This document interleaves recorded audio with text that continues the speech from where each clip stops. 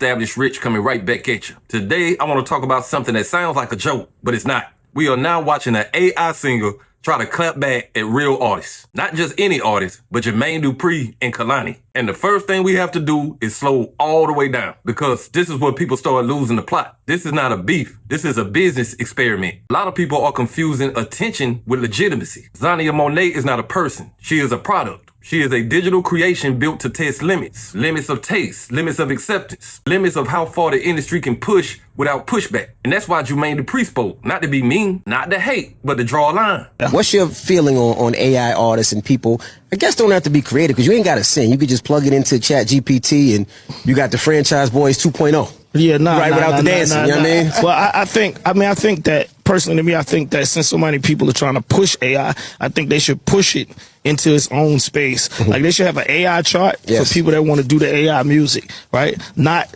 an AI chart that wants to, you know what I mean, they want to come over here with the humans. They should be over here. Whoever make the best AI, whoever make the best AI song, let them have that battle and let them do that, and then let people decide from there if they want to go over there. I don't think that they should be crossing it. And then I also feel like AI is getting ready to make real singers and real performers much more like a premium. Like, people gonna really start paying a lot of money to come to these live shows because they gonna be getting so much fake stuff. Jermaine Dupri did not wake up wanting to talk about an AI singer. He was asked a question and he answered it honestly. This is a man who has seen every version of the industry. Vinyl, CDs, streaming, social media, auto-tune, SoundClick, SoundCloud, TikTok. So when he questions AI taking up space, that is not a fear, that's experience. Jermaine Dupri comes from a time when you had to be invited in. You had to write, you had to produce, you had to fail, you had to get back up. AI does not fail, it regenerates. AI does not struggle, it updates. And that is the problem. There is no cost, no sacrifice, no loss, which is why this clapback feels empty. It sounds confident, but it has no weight. It sounds sharp, but it has no scars. And here's where the delusion kicks in. Somebody thought this was a good idea. Somebody thought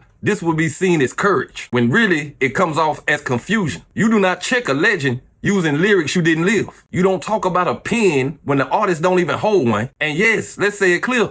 The lyrics sound AI generated. Generic confidence, clean insults, nothing personal, nothing specific. Just enough edge to go viral. And that's how you know what this really is. This is marketing, not music. This is content, not culture. And the woman behind the AI is getting paid to be the face, not the voice, not the mind, the face. Yeah. Jermaine Dupri also commented on it, right? I know you saw, he said, oh, Milli Vanilli, they got mad at them for lip syncing, but now we have these AI artists. How would you respond to that? I don't. I don't respond to it. I haven't responded to anything that none of the artists have said. Do you understand at all where the other I artists do come understand from? where they're coming from, but I just don't, dig into it. I tell people, I would have a conversation with Jermaine. I would tell you, if you went from drums to the beat machine, before when T-Pain came out with auto-tune, it was a problem. It's just, music is evolving and it's a tool. And who is to determine what an artist is? I collect artwork. I like Andy Warhol. It's an artist from Seattle named Art Basher. I love him. It's contemporary art. You may like sculptures. So whoever created the sculpture. So you're telling me, we all know a painter is considered an artist. The person who creates a sculpture is considered an artist too. So who defines what an artist is?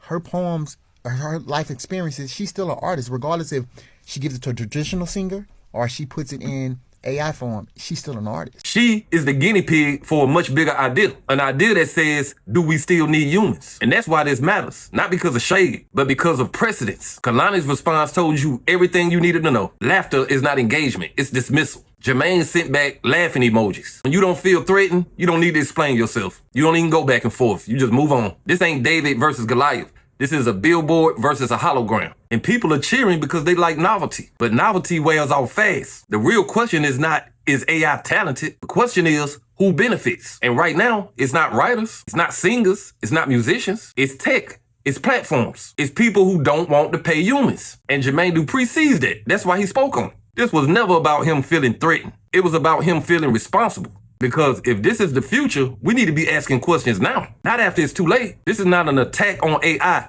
This is a warning about direction. Listen, every experiment has a cost, and this one is not small. The biggest lie being sold right now is that this is progress. Progress for who? At whose expense? AI don't come into music to elevate artists. It comes in to replace them. Slowly. quietly, and with a smile. The moment you see an AI clap back, you should understand the strategy. This is normalization.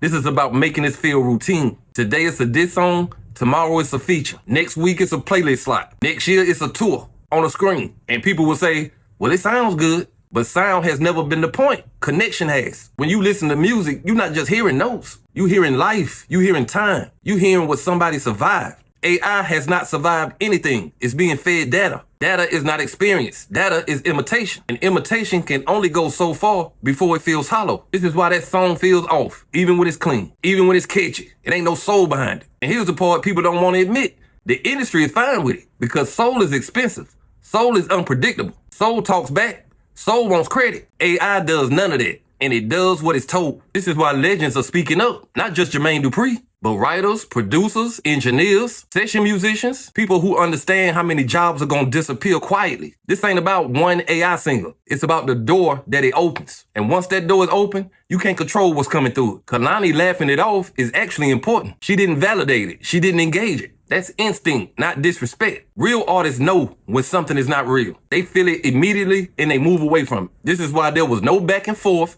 no subtweets, no response track, because you don't debate a tool. You address the hand that's holding it. And that hand is not Xania Monet. It's tech money. People who don't love music, they love scale. They love control. They love margins. This is where the culture has to decide what it values. Do we value convenience over craft? Do we value speed or depth? Do we value new over true? Because once you choose, you don't get to complain later. You don't get to ask, where the real artists go? You don't get to ask why everything sounds the same. This is how culture gets thin. Not all at once, but in small decisions, small applause, small acceptance of things that feel off. And this is why this moment matters. Not because it's dramatic, but because it's symbolic. An AI thinking it can check a legend.